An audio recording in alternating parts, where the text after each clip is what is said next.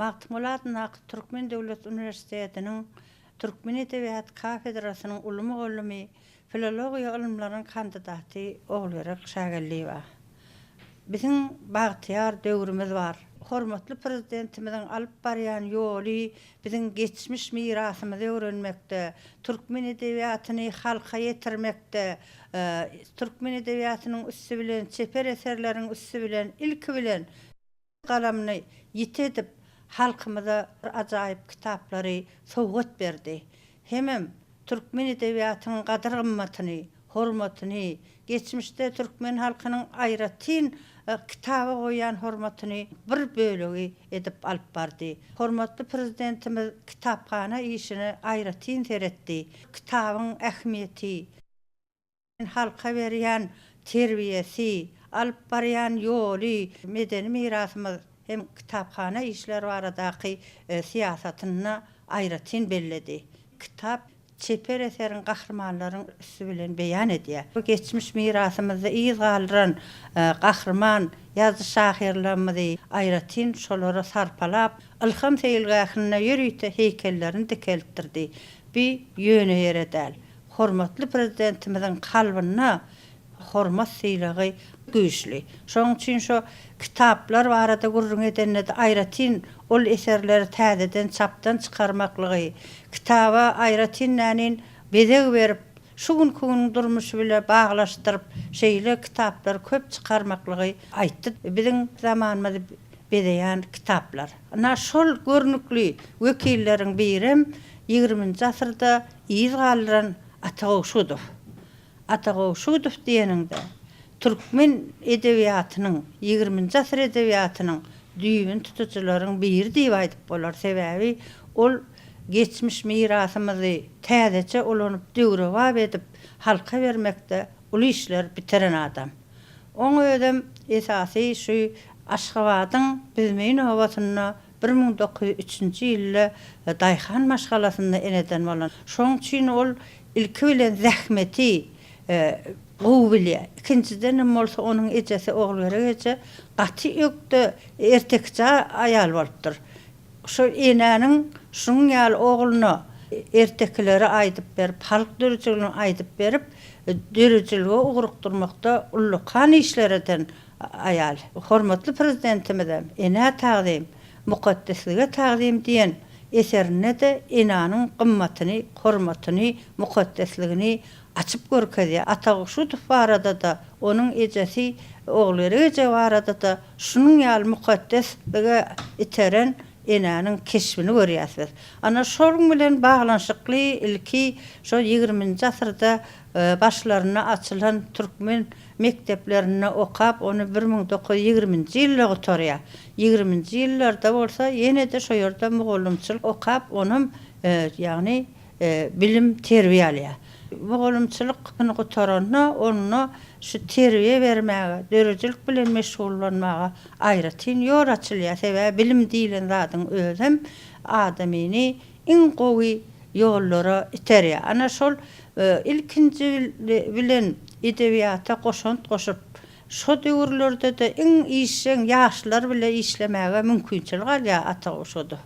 Ol şoň üçin şo döwürlerde de drama gurnaklary işläp başlaýar. Şu drama gurnaklaryna da Atagowşudow huddy özüm gatnaşypdyr. Şol gurnaklar üçin hem aýratyn eserler gerek bolupdyr. Şol eserleri bolsa özü ilki bilen ýazypdyr. Drama gurnaklaryny oýnapdyrlar ýaşlaryna. Hem türkmen edebiýatyna aýratyn piyesler, drama giren äpetleriň biri bolýar. Şo 1929-njy ýylda bolsa günden güni şu Türkmenistana Türkmen Devlet Akademiki Drama Teatry açylýar. Ana şoluň ilkinji müdirim Atagowşudow bolýar.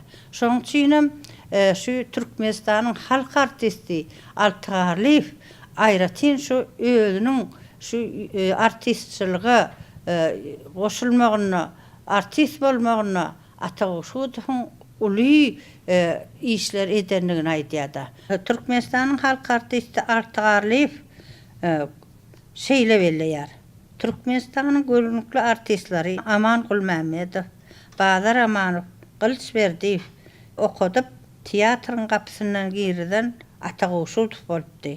Bize nähil oturup turmagy, oňody wasp etmegi öwreden Ataguşudow ýatlamasyna belliýär. Diýmek Ataguşudow diňe bir özü şuň ýaly drama teatrda işlemek bilen çäklenmän. Eýsem şo arada da uly türkmen hünärmenleriň ýetişmegine, artistleri ýetişdirmekde ullukan işler eden adam. Ataguşudow 1933-nji 38-nji ýyllarda esas Türkmenistan gazetine edebi işgär bolup işe başlaýar. Ana şo döwürlerde de dörüjçiligi bilen meşgullanmaga aýratyn ýol açylýar. 1930-njy ýyldan başlap bolsa, onuň bir näçe hekaýalardyr, epik eserlerini ýazmaga başlaýar. Mysal üçin ýolumy düzetdim, Adaşan ýyzyny tapdy, ýaly bir topar hekaýalaryny ýazyp başlaýar. Onha esasy Ataguşudow diýenmizde onuň dörüjçiliginiň her taraply dörüjçiligi bar. Onuň ol piyesa ýazmakda da, hekaýa ýazmakda da, ondan soň uly romanlar ýazmakda da, powest ýazmakda da aýratyn edebiýatda ýyzgalyran uly ýazyjy. Onuň ilki bilen aýtmaly ýene de powestler barada gurrun edenmizde Watan ogly hem dany Dordepel powestler aýratyn şo döwrüň wajyp meselesini gozgaýan zatlarda. Sebäbi türkmen halkynyň 20-nji asyryň başynda ondan öňem watany goramak, watanyň her bir dawan ýerini goramak bu zatlar aýratyn türkmen halkynyň arzulary. Şonuň üçin hem aýratyn döwletli bolmak meselesi ol elbetde 18-nji 19-njy asyr edebiýatyna da şu tema aýratyn işlenen bolsa, 20-nji asyryň başlaryna da bu temalar aýratyn işlenipdir. Şonuň üçin şu ilkinjileriň hataryna şu Berdikerbaýew, Ataguşudow ýaly bir topar ýazgylar şol esasy halkyň azatlygy hemde adalatlylygy ugruna görüşen kahramanlary öz eserleriniň içine siňdiripdir. Şoň bilen birlikde bolsa, türkmen halkynyň milli mirasyna aýratyn sarpa goýan türkmen halkynyň ýagny bedewatyna, türkmen halsyna beýleki mukaddesliklerine aýratyn hormatlaryny bolsa kahramanlaryň üstü bilen beripdir. Alyp göreliň şu Ataguşudow esasy şol ýyllarda çärjewde de Lewap vilayatyna da işläpdir da. Şol işlän döwrüne de şo ýörüň adamlary, azatlyk ugruna görüşen adamlar esasyna Juma piyesasyna ýazdyr. Şo Juma piyesasyna da şo ýerde Jumanyň alyp barýan işleri, şol halk üçin, azatlyk üçin alyp barýan işleri barada hakyky bolan wakalar esasyna ýazdyr. Sebäbi Ataguşudow dörüjçilik aýratynlaryny seretsek, esasy durmuşda bolan wakalar hemde kahramanlar barada aýratyn görkezdir. Anha Dordepel atly powestini alalım. Dordepel bir türkmeniň aňyrdan gelýän bedewatyna goýan sile hormaty. Ertirtirde ilki ataňa salam ber, soň atyňa salam ber diýip türkmen halky gadymdan gelýän özüniň edehatini, däpdesturyny nakylyna siňdiren bolsa, hem şu Ataguşudow halk dörüjçiliginiň şol alyp barýan özüniň mukaddesliginden peýdalanyp, ol Dordepel atly powestini aýratyn Dordepeliň hyzmatyny azatlyga kazanmakda adama wepaly ýollaş bolmakda edýän işlerini berýär. Dordepel eseri boýunça taýýarlanan ady bir radio oýuny dinlemäge çagyrýar.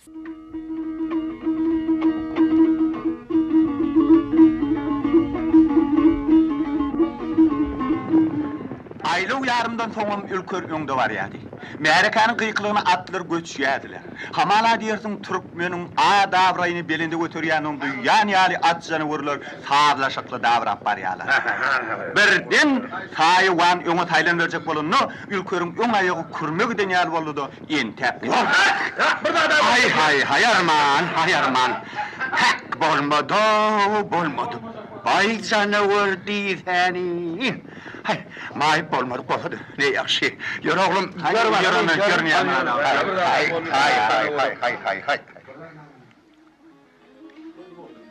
şu gerekli çapşıkta Tayvan birinci orunu eýläpdi. Göktepeller telpeklerini göğüdün ýadylar. Biri-birine gödün aýdan haw atymyz çykdy diýýärdiler. Ülkörün taşyna bolsa egrilip durdular. Her kim näme gürlejegini, biri-birine nähili göňüllük berjegini bilmeýärdi. Yerhow adamlar, näme beýle ýüzüňiz harlaşyp dursa. At çapışıkda biratymyz çykmady diýip gam çekmeýän aýtmaýan. İlle de teýsem bardyr. Atam. At yetiştirip çoğulu soğu diýen ýeki özüňiz däl ahyryn. Düşünün. Yarışda kimin diýdi kuwatly bolsa şol alar. Munyňda aýyp bolar hany bir. Biz ýaşuly ülkörüň öňüne at geçir etmedik. Aýolyňa dogry.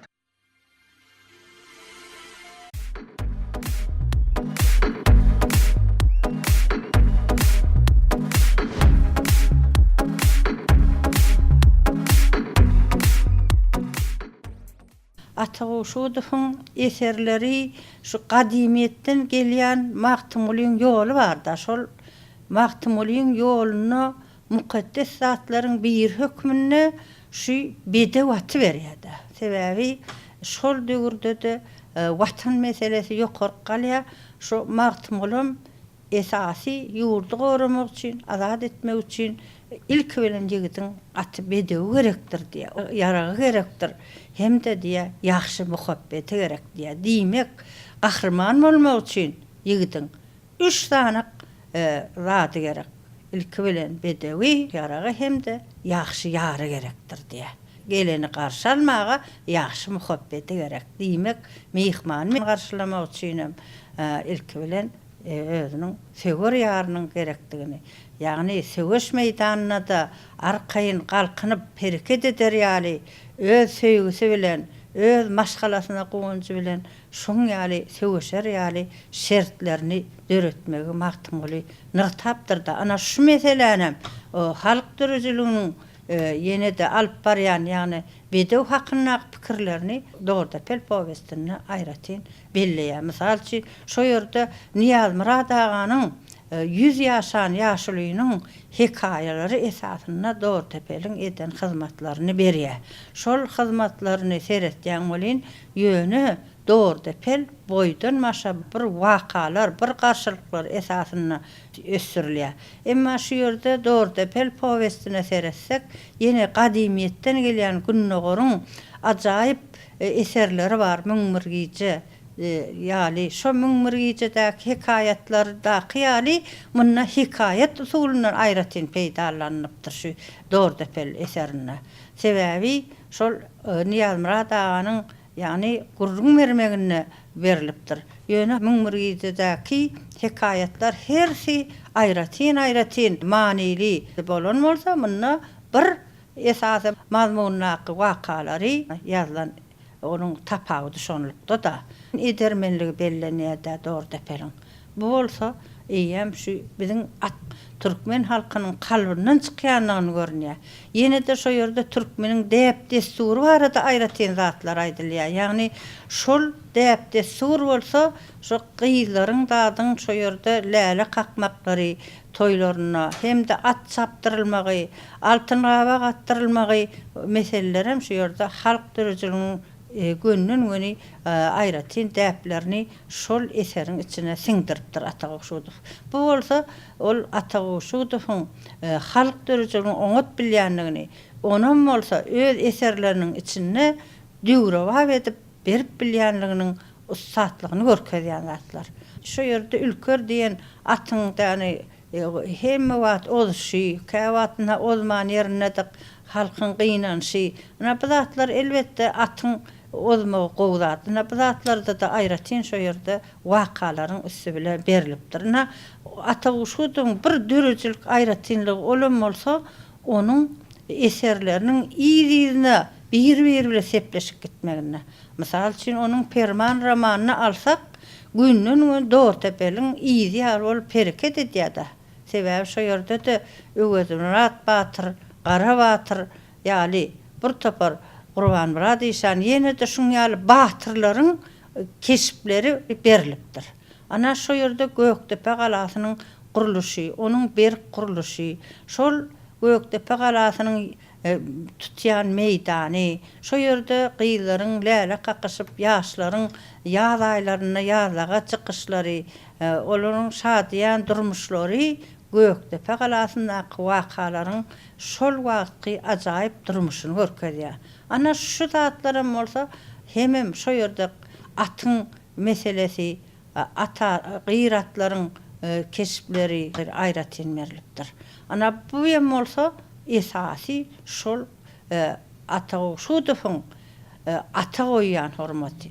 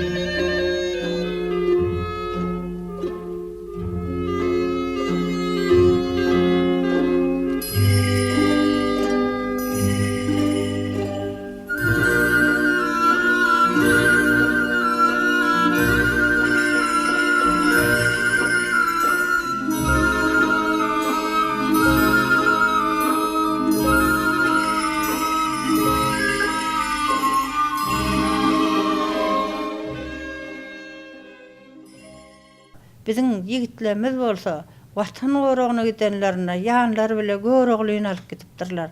Ana şo ýerlerde özleriniň ýagny söwüşde gurban bolanlaryna da şo görogly kitaplary geçen görogly kitaplar tapylypdy. Bir taryhy maglumatlarda şeýle görkezilýär. Ona muny bolsa eýýäm ata uşutyň uly hyzmaty barda. Şu göroglyny ebedileşdirmekde, halky bir görogly ýar gahrymanlar edip ýetişdirmekde, ýaşlara bir terbiýe mektebini edip ýetişdirmekde gaty ulykan hyzmaty bar ata uşutyň. Sebäbi ol göroglynyň her bir şahasyny aýratyn sünnäläp halka hötürläp beren, jemläp beren beýik gerçek dip aýdyp bolar. Görogly elbetde dünýäniň ýüzünde görogly aýratyn bir sarpalanýan eser bolup şuň konuda gelip ýetdi. Göroglyň ýigitleri ertesi özüne geldi.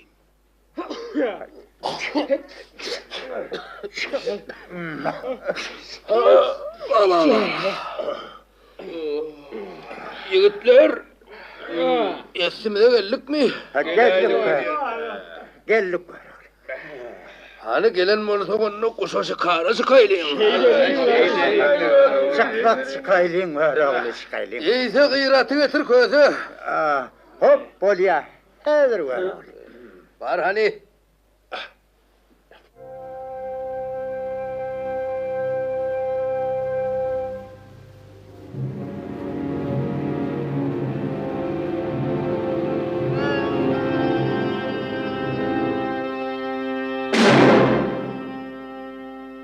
Aho, gör oğlu.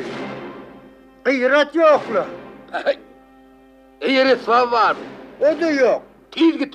Kempir babam seyret. Gör oğlu. Atam yok, kemprem yok. Beni gip bolu. Han derrew iyi salın. Hadi yürü. Hay gör oğlu. Atı çiğnem hosolu avastırıp hapa olur otururlar mı? Gıyrat bolmasa havalı gıyr var. Dälim mecnun var. Olurum makul tapmasan ine bizim bozduman var. Minne kalıver. Zehir var, merez var közü. Zülat gıyratın bir häsiýetine degýär midir? Ay, mene näme gör oğlu? Yunuscan. Diliň süýjäpdirle gör ogly. Näme habar, näme gep bar? Habar şo. Yunuscan gıyrat yok. Vah, men taňa deslap aýtmadymmy görogly? Şoşum kempir biriň başyna da yeter diýip. Puşmanın peyda yok Yunuscan inniki maslahat. Maslahaty men näme bileýin? Vah yine gitmesine Yunuscan. Yüzünün hancakdygyny bilip bersen kınajadyr men özüm ýerine. Baýaky kempiriň Nişapurly diýeni ýadymda galypdyr görogly. Şelemi. Gıyrat gitse Nişapura gidenler. Onu men gideyin Yunuscan. Gitiberjekmi görogly? Hey oňa murgumany bolm Yunuscan. Görogly şondan dogry gıyratyň seyitxanasyna baka etdi.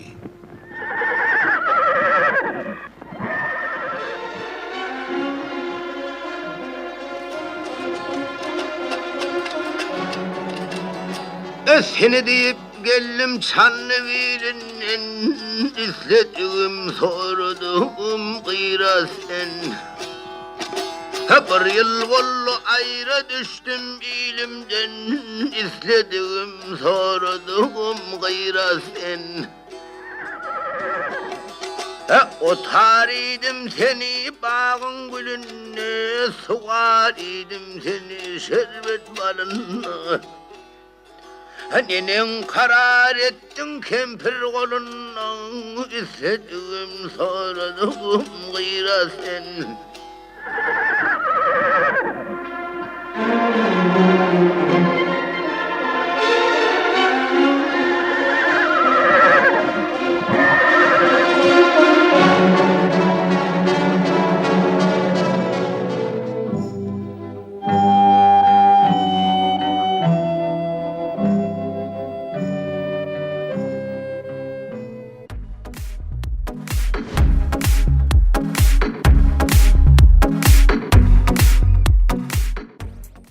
Şol ýyllarda da Aýratyn Görogly pýesasyny hem ýazdyr Ata Guşudow. Görogly şo döwürlerde biziň teatrlarymyzda sahnalaşdyrylan eserler şu Aýratyn barada aýdyp bolar. Haýsy eser ýazan bolsa şoň içinden günden bedew meselesi çykýar. Bu arada hormatly prezidentimiziň alyp barýan ýoly bir ajaýyp ýoly bar da biz türkmen medewlerini dünýä çykarmak. Onun bir akylyny, onun bir edenligini, edermenligini, ussatlygyny görkezip duran bir tapar biziň şuun suwutnamalymyz köp. Hormatly prezidentimiz ilki bilen özüniň ajaýyp eserleri bilen ganatly bedewler diýen eserlerine hem beýleki ajaýyp eserlerine bedew ata Aýratyn hormat sylagyny sarpasyny görkezýär.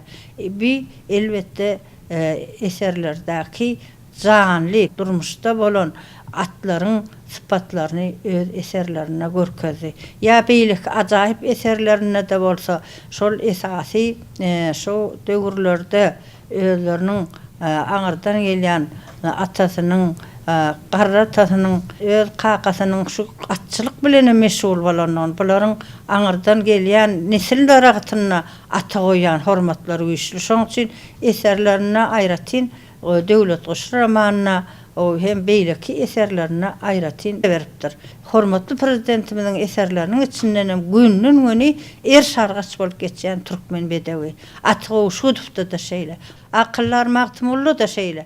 Bir yöne ýeredäler. Sebäbi türkmeniň büýsönji, gowanji. Biziň hem elmida mana şuun kunlarda atçylyk merkezleriniň döredilmegi bir yöneke ýeredäl. Biziň atlarymyz dünýä belli. Nähili biziň ýigitlerimiz dünýä belli özleriniň at oýunlary bilen tanalyp nähili uly sila hormatlara eýe bollar.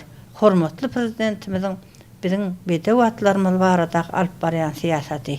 Ol gadymdan gelýän siýasaty bugun Aýratyn dikeltdi de hormatly prezidentimiz. Şu türkmeniň ýüpek ýoly barada gurrun edenine de Aýratyn melleýärde türkmen bedewiniň argyşy gitýän adamlaryň bedewleri nähili hyzmat edenligini, bedewleriň olary hyzmat edenligini Aýratyn sarpalap görkezýär. Ni şu ýerde Ata Guşudow barada ýene de gatkän zatlary gurrun edip bolar sebäbi ol diňe bir bärde okaman merkezi ýani Günnogor Rahmetkeşler Üniversitetinde de okaya. Bu bolsa onun dörüjlüğüne eýem dünýä belli edebiyatlardan peýdalanmaga, terjimeçilik bilen meşgul bolmaga, aýratyn bir türkmeniň edebiyatyna girilmekde de uly işler bitiren adam. Onun eserleri var da gatkanda aýdyp bolar.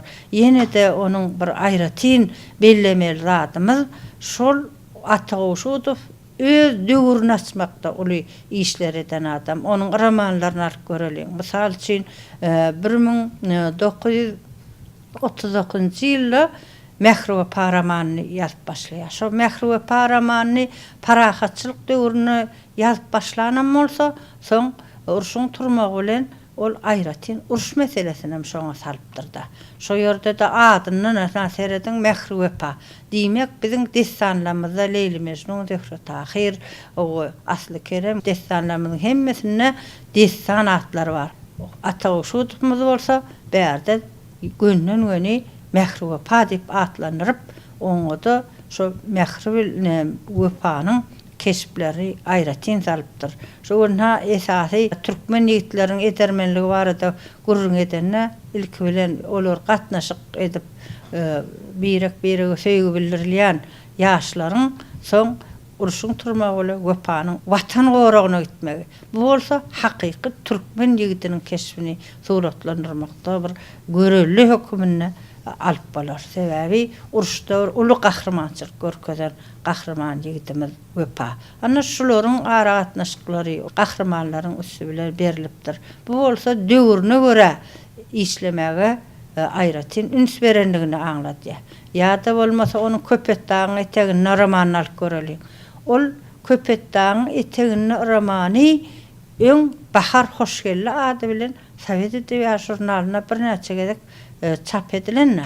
Emma şol soň esasy uruşdan soňky owa hojalygyny dikeltmekde bir tapar işler etmeli bolupdyr. Owa hojalygyny dikeltmekde hoşgelliginiň ýokary bilim almaklygy, onuň owa gelip türkmen ýaşlary bilen işlemekligi, halkyň arasynda uly awraýdan peýdalanmalygy, ona bahar bilen maşgala meselesinde de hakyky söýgüniň dawralanmagy, maşgalasynyň berikliги barada türkmen ýaşlaryna, türkmenlere aýratyn görelli bolup danen şol eser çapdan çykýar. Diýmek 1953-nji ýyllarda bir hasam giňden täzeden çapdan çykarylýar. Bu bolsa eýem çeper eseriň türkmen halkynyň durmuşyny aýratyn terbiýelemek üçin ähmiýetini aňlatýan eser bolup durýar. Aýratyn bellenýär. Bu zatlar bolsa Ataşudowyň dörüjlüğiniň aýratynlygy. Seredip görsek Ataşudowyň dörüjlük aýratynlygyna ýene-de bir ser salsak, haýsy temalary iň köp işler diýsek, diýme watan meselesi. Türkmeniň milli mirasy, halk dörüjlüğini ussatlyk bilen bermekligi. Bir eýem onuň beýleki şahirlerden tapawutyny görkezýär. Owa sebäbi ol esasam ýaşlary dörüjlüge urukdurmakda. Edebi işgär bolanda da ýaşlaryň dörüjlügini okap, olary eýem dörüjlük işine ýola düşürmekde uly ähmiýetli ýazgylarymyzyň biri de şu. Ataşudow diýende diňe ýazgy bolman, eýem terbiýetçi, alymam diýip bolar. Sebäbi ol esas terbiýe meselesine aýratyn üns beren alymdyr. Sebäbi çeper eseriň özüm durmuşyň çeper beýany. Şol çeperçilik bolsa, eýem halky söýdirip bilen eserler ýazanlygyny. Bu çeper eseriň özüm aýratyn bir terbiýe mektebi. Ol türkmeniň gadymdan gelýän eserlerine seretsek aýratyn eýsem çeper eserler olaryň hemme zadyny öz içine alýan ajaýyp eserler.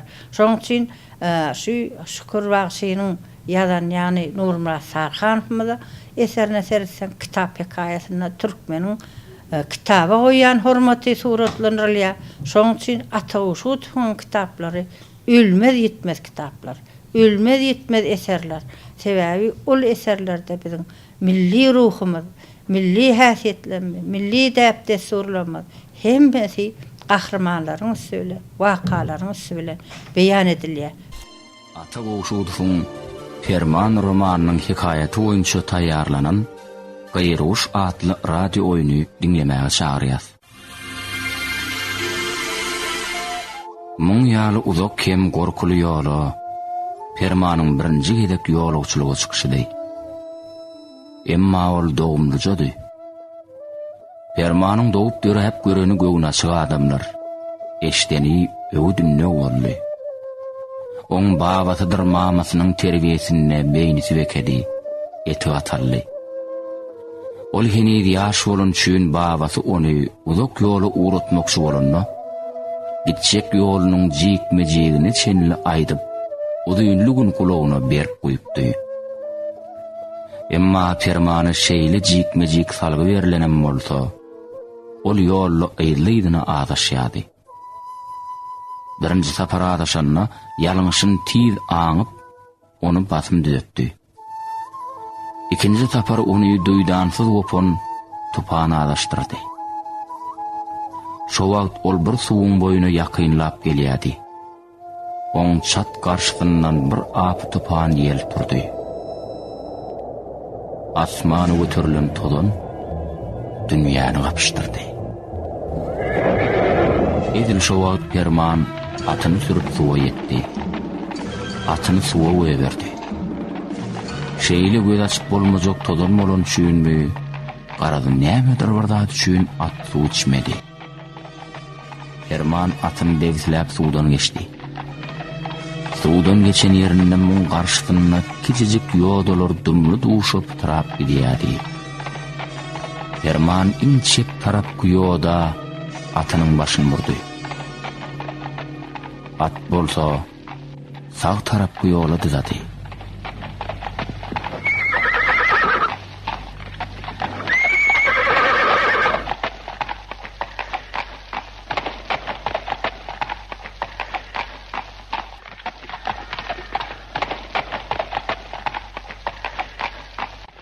Ferman gatyr paýkatsyz oglanam däldi. Şoň üçinem ol atynyň sağ tarapdaky ýoda dydamagynyň sebäbini biljek bolup pikir agatdy. Be, Allah canlarım. Bu ne hil bollugy? Mene çepki ýoldan sürjek bolýan. Gyrguşan sağky ýola dydaýa. Muň bir emmasy bar bolaýmasyn. Oň bu arada pikir etmäýin diýenine de başga alajy ýokdy. Sebäbi häzir atyndan başga oň ýanyndan maslahatlaşar ýaly geňeşdary ýokdy. Ýöne ol atynyň hereketine üns berse-de, öz ýanyndan oň dyzan ýodasy bilen gitmegi oňlamady. Bu sapar at ýalňşaý diýen. Eger men atyň islen ugry bilen gitsem, onu baryp demir ýoldan çykar. Babamyň salgy beren ýoly çepki ýolda bolsa gerek. Esli ýörenlerinden soň Fermanyň şo aşakdan syňlan şawluk çeşmetiniň göz başynyň ýanyndan çykdylar. Çeşmeň bir ýerden görnüşi aşakdan seriden näkdenem ütköşükdi. Ferman oğlum, ana uğraly. Entek buyurlar fiilmağa wagt tapylar. Sür gideli. Soň sen barsaň. Gittik.